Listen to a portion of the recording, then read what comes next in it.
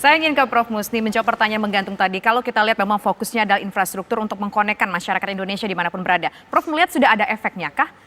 Ya, pertama saya ingin menyampaikan pernyataan seorang teman aktivis 7778. Kemarin kami bertemu dengan Pak Mahfud MD.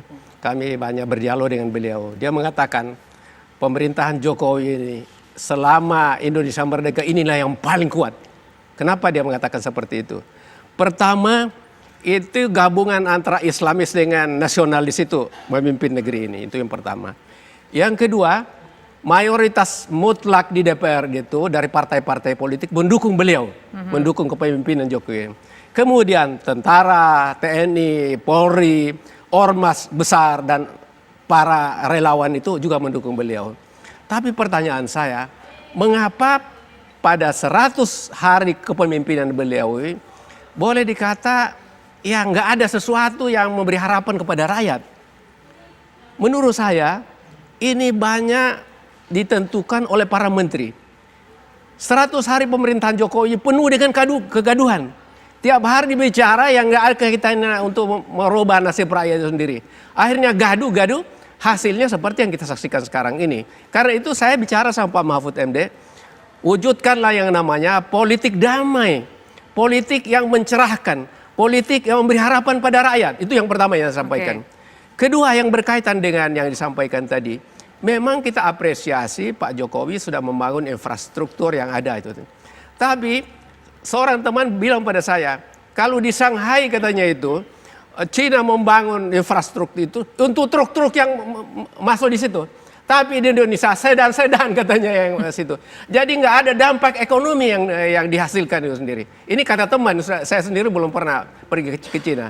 Jadi yang menjadi pertanyaan itu, pembangunan infrastruktur yang hebat itu, yang bagus itu, kita apresiasi.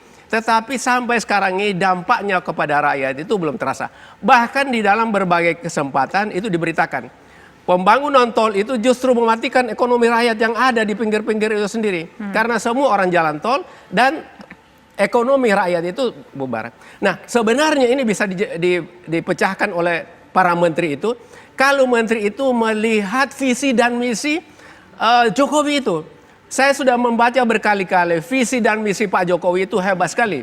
Ada ekonomi rakyat, ada masalah pemerataan, ada masalah keadilan, ada ekonomi daerah. Tapi menterinya itu nggak menjalankannya.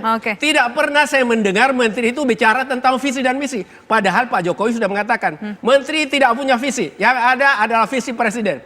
Jadi yang nggak benar itu bukan Jokowi. Menterinya itu yang harus diganti, Pak. Menteri-menterinya dianggap nggak benar gitu menurut Pak Musni. Benar, Pak. Gimana? Nggak ada hasil untuk rakyat, Pak. Pembangunan infrastruktur juga ternyata tidak menyentuh rakyat kecil yang pakai mobil-mobil sedan. Ekonomi rakyat yang di jalan-jalan sebelumnya itu mati karena semua pada pakai jalan tol. Ya, pertama kan kita tidak boleh melihat secara parsial. Kita harus melihat secara komprehensif.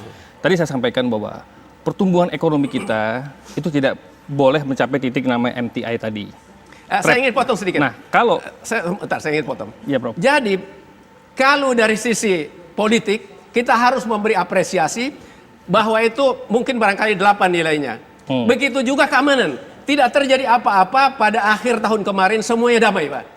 Tetapi yang jeblok itu dan rapornya merah itu adalah ekonomi, Pak. Nggak ada manfaatnya bagi rakyat. Nah, ini masalah yang harus diselesaikan.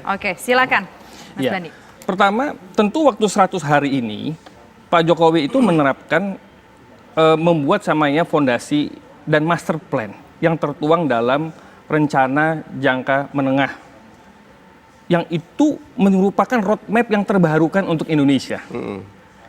Nah, untuk menuju itu, maka dilakukan langkah-langkah breakthrough termasuk di dalamnya meng-cascading visi misi.